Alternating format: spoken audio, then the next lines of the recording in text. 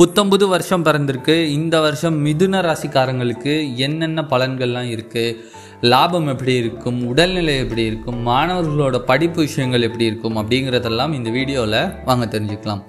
இந்த ஆங்கில புத்தாண்டோட தொடக்க காலகட்டத்தில் அவங்களோட ராசியில் என்ன நடக்குது அப்படின்னா, 11ஆம் இடத்தில் குரு, 4ஆம் இடத்தில் கேது, 6ஆம் இடத்தில் புதன் சுக்கிரன் சேர்க்கை இருக்குது, 7ஆம் இடத்துல சூரியன் செவ்வாய் சேர்க்கையும், 9ஆம் இடத்துல சனியும், 10ஆம் இடத்துல ராகு அப்படிங்கிற கிரகநிலை அமைப்பு காணப்படுது. இந்த வருஷத்தில் இந்த கிரகநிலை அமைப்பெல்லாம் வச்சு பார்க்கும்போது இந்த ராசிக்காரங்களான மிதுன ராசிக்காரங்களுக்கு என்ன நடக்க போகுது அப்படின்னா, அமைதிக்கு பரிசாக ஆனந்தம் வரப்போகுது. அலுவலகத்தில் முயற்சிகளில் முடக்கத்தை தவிர்த்திங்க அப்படின்னா கண்டிப்பாக இந்த ஆண்டு பல மகிழ்ச்சிகள் தேடி வரும்.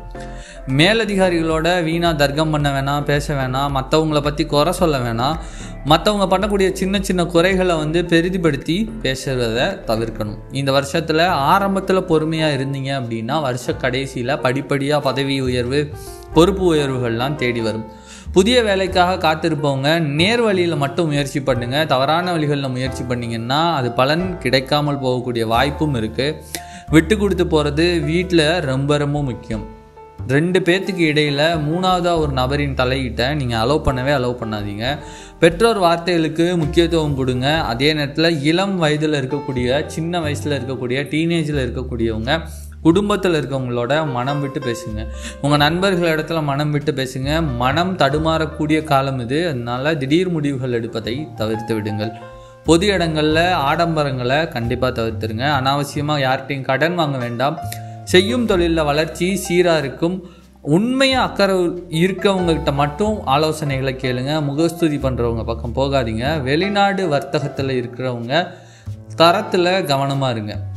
முக்கியமாக இந்த வருஷம் நீங்கள் பண்ண வேண்டியதில் ஒன்று, உங்களோட கிரெடிட் கார்டை ரொம்ப ரொம்ப கவனமாக யூஸ் பண்ண வேண்டியது.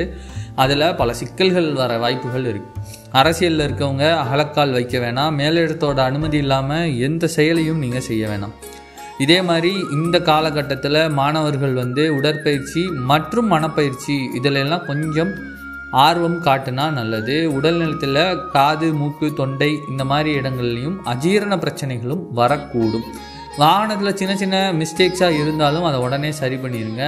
மகான்களை, உங்களுக்கு பிடிச்ச மகான்களை கும்பிட்டா இந்த வருஷம் உங்களுக்கு மகிழ்ச்சி ரொம்ப ரொம்ப அதிகமாக இருக்குது. இது மாதிரி பல அரிய ஆன்மீக தகவல்களை பெற குறையொன்றுமில்லை சேனலை சப்ஸ்கிரைப் பண்ண மறந்துடாதீங்க.